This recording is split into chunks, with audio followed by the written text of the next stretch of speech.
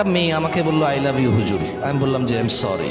সে বললো আমি ফাঁসি দিয়ে দেবো। আমার কি, এই দেশে কোনো ল আছে নাকি কেউ বিয়ের প্রস্তাব, প্রেমের প্রস্তাব দিলে যদি রাজি না হয় ও ফাঁসি দিলে আমার দোষ আছে নাকি? এরকম তো পাগলামের সীমা আছে। তো কোন কোন কোন কোন স্কুল কলেজে পড়াশোনা করা ছেলে মেয়েগুলা ভয় পায় ওই ছেলে ব্লেডে হাত কেটে ফেলবে। আরে ওর হাত, ওর ব্লেড, ওর জীবন, ও কাটুক, আমার কি, আমার দোষ কি?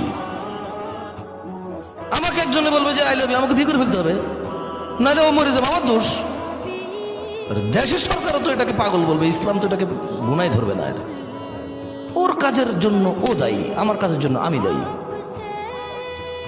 তো এইসব ছেলে মেয়ের সোর্স অফ নলেজ কি আমি জানি না।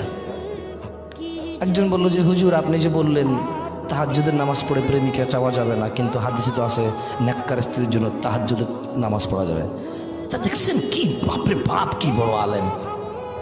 তাহাজ্জুদের নামাজ পড়ে আমি বলবো যে ইয়া আল্লাহ আপনি আমাকে এমন স্ত্রী সন্তান দান করুন যা দেখে আমার চোখ জোড়াবে, এটা হলো এটা।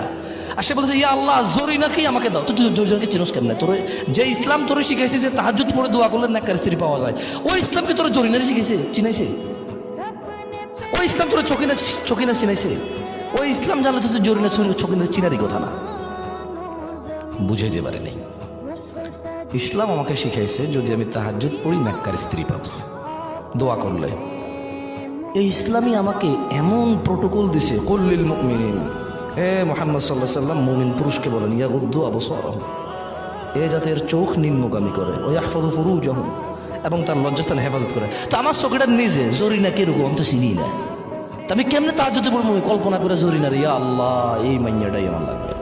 তো দুয়ার মধ্যে পার্থক্য আছে না? তাইলে একটা হচ্ছে নেককার স্ত্রী চাইলাম, আর একটা হলো ওরেই চাইলাম। তো ওকে তোরে ইসলামে তো ওরে চিনার সুযোগই দেয় নাই। চিনোস কেমনে তাইলে? ও বেটা চিনোস কেমনে? ইসলাম তো আমাকে চোখে না জোরে নাকি চিনায় না। তাহলে আমি তাহাজ্জুদের নাম নিলাম কেমনে? ওর চেহারা কেমনে আমার চোখে ভাসে? ও তো ইসলাম আমাকে অ্যালাউডই করে না ওকে দেখা। মানে ইসলামের যেটা নিষেধ করেছে ওটা আমি দেখব, দেখে কোনটা দিবে সুযোগ আছে ওইটার জন্য যাবে। এভাবে হয় নাকি? এভাবে হয়? দোয়া কবুল হয় এভাবে?